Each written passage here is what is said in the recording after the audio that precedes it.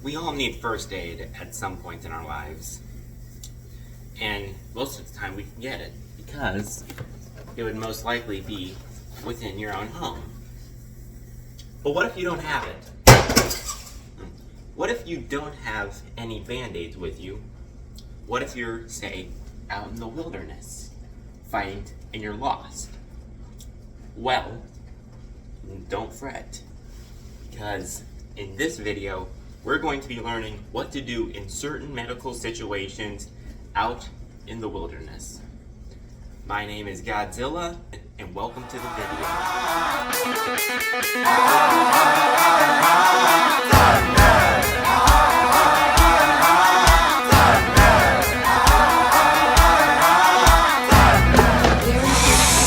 Ouch! Let's start with the most basic injury you can get, a laceration.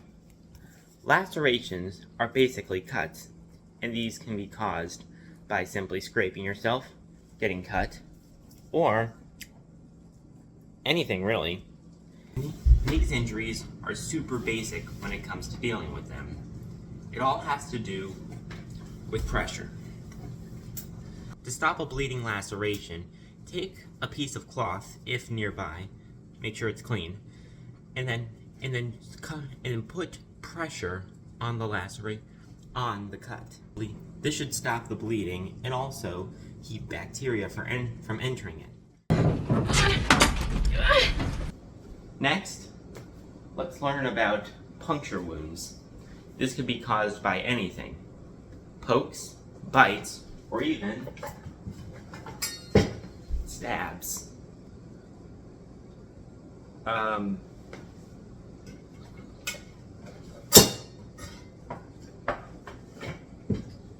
Maybe I shouldn't demonstrate with that.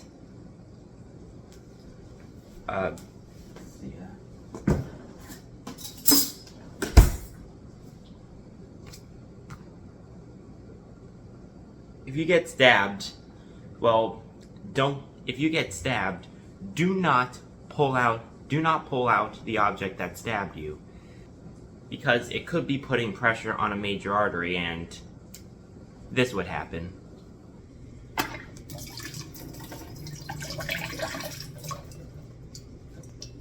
If you keep the weapon inside, you could keep pressure on a major artery it might be hitting, because if you remove it, there's no pressure, which means if it's a bite, again, make sure to keep pressure on it.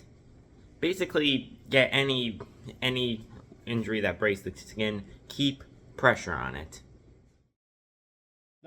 So direct pressure works if you have a wound, but what if your wound cannot be stopped by direct pressure? Well, you should use a tourniquet. What if you don't have one? Well, here's how to make one. Or use a belt or cloth that is at least 2 or 4 inches wide, and make sure it's thick enough so it doesn't injure the wound further. Up a little bit. Thank you. Wrap whatever you used around the limb so that there's an even circumference of pressure. And make sure it's as flat as possible so it doesn't damage nerve. Then take a stick or a long rigid object, ski poles work, and tie it to the tourniquet to make a torque. And then twist it until it feels uncomfortably tight. Does that work? Is it uncomfortable? Okay, that's uncomfortable. Okay, thank you. Then knot it again to keep it in place. If possible, also keep direct pressure on the wounds, to keep bacteria from entering. And don't remove the tourniquet yourself. If there's a bright red ooze, you didn't do it right. But if there's a dark red ooze, that's fine. Make sure to apply 2 to 4 inches above the wound and never on the wound itself. Also, don't apply to the joint. You know what they say, if you play with fire, you're gonna get burned. Now, 1st, 2nd, and 3rd degree burns can happen at pretty much anywhere at any possible time. What you should know is how to deal with them when you can't get immediate medical attention. For first-degree burns, simply put the burn into cool water. Room temperature water also works, but do not put it into something icy. If you put it into something icy, you could get frostbite. That's essentially an ice burn, and the pain will increase. A good rule of thumb is 20 minutes on, 20 minutes off. If you do use ice, put a cloth in between to prevent frostbite. For second-degree burns, again, cool it off for as long as possible. And also make sure, and if you can, clean off the burn. Then cover it with a non-stick bandage or a cloth. Make sure it's clean. And also check for signs of infection every so often. But third-degree burns are the trickiest to deal with, because for third-degree burns, the tissue actually dies. Normally, a doctor would use skin grafts to repair that. But if you're out in the wilderness, you don't have skin grafts. So this is what you should do. Again, try to cool off the burn and then use a cloth to cover it. But do not use really cold water to cool it off. Again, frostbite could happen. And don't try to break any blisters. Blisters try to keep out infection.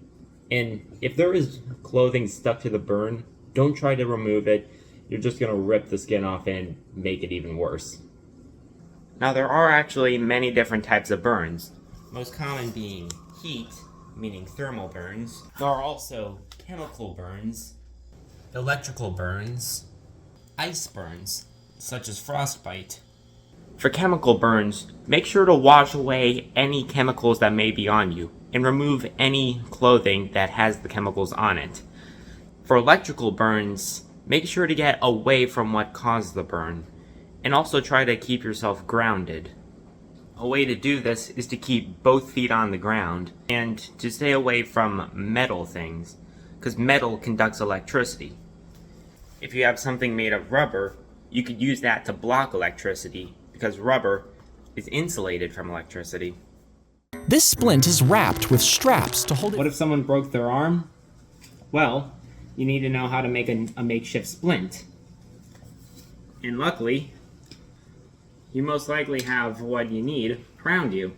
If the bone is broken, and make sure to remove any clothing from the broken limb. If there's bleeding, you know what to do to that. Make sure to pad the limb with clothing or a sleeping bag. Then take two long straight objects and place them on the side. You can use ski poles, branches, canoe oars, anything. And then, thank you, tie them to the arm using a belt or a cloth or whatever's available. Make sure to watch for cut-off circulation regularly, because if you cut off circulation, that could cause even more damage to the limb. There, like that. Make sure to keep the limb elevated, because swelling is pooling of blood, and swelling follows gravity, so keeping it higher will reduce swelling. If it's an arm, you could take a piece of cloth, I don't have another one, and use it to make a sling. Make sure to leave as much slack as possible. So, if it's your leg, if there's anything around you, you could use that as a crutch. Chest compressions. If a person's lying on the ground and they're not breathing, well, check their pulse on their hand. What you gotta do there is place your finger on their wrist, count the beats for 30 seconds, then double it. If you feel nothing, do this. Get on their side, one hand on top of the other over their sternum, and push with as much body weight as necessary. 2 inches deep, 100 beats a minute, potentially breaking a rib, but that's to save their life. After you've done chest compressions 30 times, you gotta do rescue breaths. Pinch their nose, open their mouth, do full lip lock, 1 breath, 2 breath, repeat the whole cycle until their heart has restarted.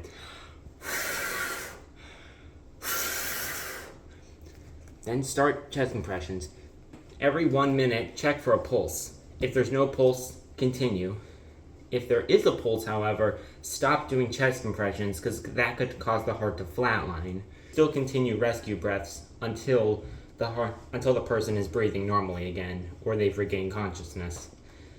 And if you have a signal, make sure to call for help.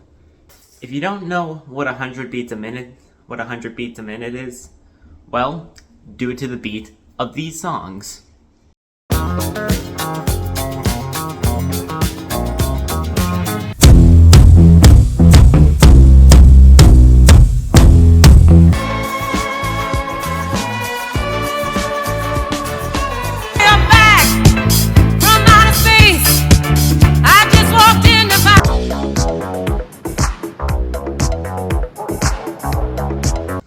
So remember, those are the songs that you do it to the beat. Do not do it to the beat of these songs.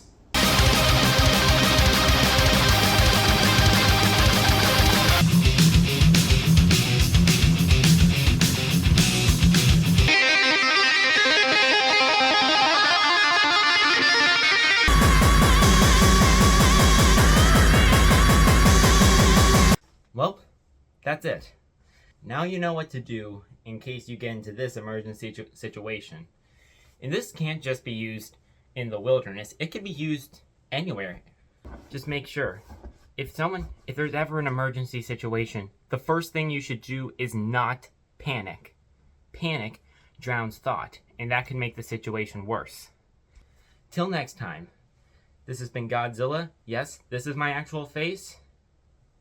And I'll see you in the next video. I must